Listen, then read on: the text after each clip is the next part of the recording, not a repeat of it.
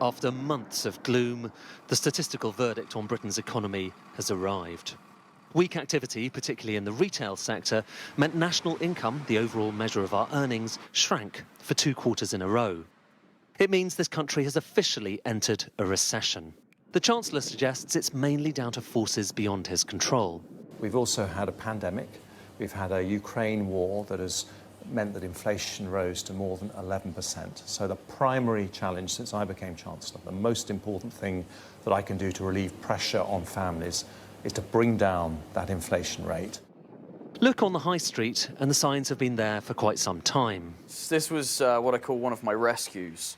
Here in the outskirts of Southampton, lavish purchases have been overtaken by repairs and thrift. This past couple of years, it's really slowed down in terms of more playful sales, the exotic things, the more desirable than necessary.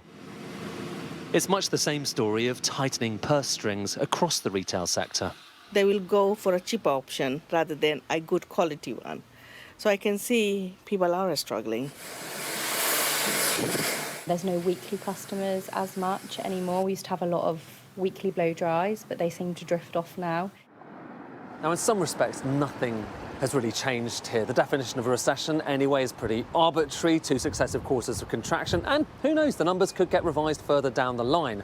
But in another sense, it is deeply politically awkward. The Prime Minister promised us economic growth, and we've ended up formally in recession. But unfortunately, the real story is even worse than those official GDP numbers suggest. As you can see here, they show a small fall in the last 2 quarters, those red bars. But this would be the shallowest recession in more than half a century. But now, divide up our economic output by the population, important given how fast it's growing, and it's a very different story. GDP per head, a much better measure of living standards, has been falling every quarter since early 2022, an almost unprecedented slump. Partly that's down to higher energy costs, a problem for all households and businesses, including this microbrewery.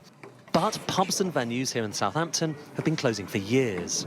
There's an increasing amount of businesses, local businesses closing, which is obviously quite worrying for communities and for business owners. All we can really do is stay positive. And the economy is expected to improve this year and next, and with it, the fortunes of many businesses.